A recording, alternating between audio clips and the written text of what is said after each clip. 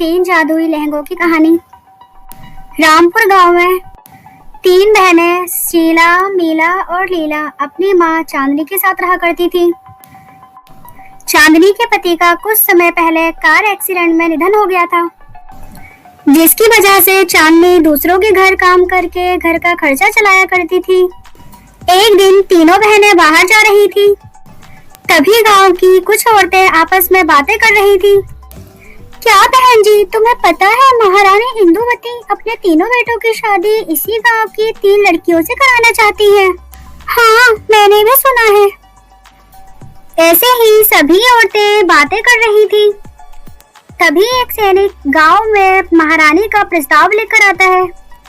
सुनो सुनो सुनो गांव वासियों सुनो, महारानी इंदुमती ने इस गांव की सभी लड़कियों को आमंत्रित किया है। महारानी अपने तीनों बेटों की शादी इस गांव की तीन लड़कियों से कराना चाहती हैं, इसलिए सभी लड़कियां सुंदर सुंदर लहंगे पहनकर आएंगी। ये बात सुनकर तीनों बहनें और गांववासी बहुत खुश होते हैं। ये बातें सुनकर तीनों बहनें अपने घर चली जाती हैं और सारी बातें जाकर अपनी माँ को बताती है।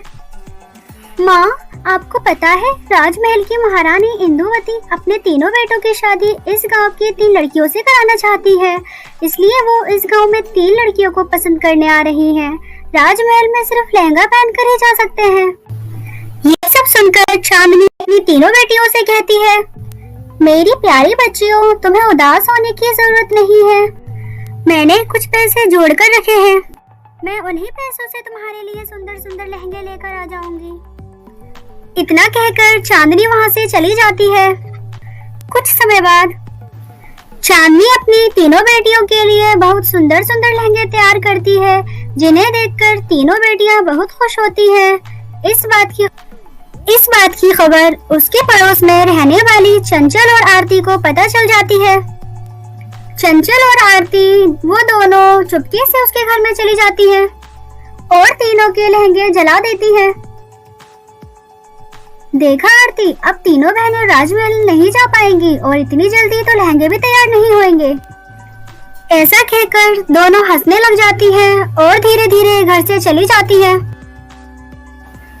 सुबह हो जाने के बाद जैसे ही तीनों बहन खुशी खुशी अपने लहंगे देखने आती हैं, तो तीनों लहंगे जल चुके होते हैं, जिसे देख तीनों बहनें बहुत ही रोती हैं। दीदी, ये क्या हो गया? दीदी, ये क्या अनर्थ हो गया? हमारे लहंगे तो जल गए। माँ ने जो हमारे लिए पैसे जोड़ कर रखे थे वो सब खत्म कर दिए। अब हम कैसे जाएंगे राजमहल दीदी? ऐसा कहकर तीनों बहनें रोने लगती हैं। तभी तीनों की बातें एक सुंदर परी खिड़की से सुन रही थी। परी को तीनों बहनों पर दया आ जाती है और परी तीनों बहनों की मदद करने के लिए घर के अंदर आ जाती है। परी को देखकर तीनों बहनें चौंक जाती हैं। तभी परी तीनों बहनों से कहती है, मैंने तुम तीनों बहनों की सारी बातें सुन ली हैं। तुम्हारी माँ ने कितनी मेहनत से तुम्हारे लिए खूबसूरत लहंगे बनाए थे, लेकिन तुम्हें परेशान होने की कोई जरूरत नहीं। मैं तुम तीनों बहनों को जादुई लहंगा पहना रही हूँ। इतना कहकर परी जले तीनों लहंगों को गायब कर देती है और तीनों बहनों को जादुई लहंगा पहना देती है, जिसे देखकर तीनों बहनें बहुत खुश होती हैं और तीनों बहनें रानी परी का धन्यवाद करती हैं और रानी परी वहां से चली जाती है। तीनों बहनें राजमहल चली जाती हैं। राजमहल जाने के बाद सबकी नजर तीनों बहनों पर ही होती है। तीनों बहनें महारानी इंदुमती को बहुत ही सुंदर लगती हैं। महारानी इंदुमती को तीनों बहनें पसंद आ जाती हैं। मैं जिस तलाश में इस गांव आई थी, वो तलाश मेरी पूरी हो गई। मैं अपने तीनों बेटों की शादी तुम तीनों से ही कराऊंगी। तुम बहुत ही सुंदर हो।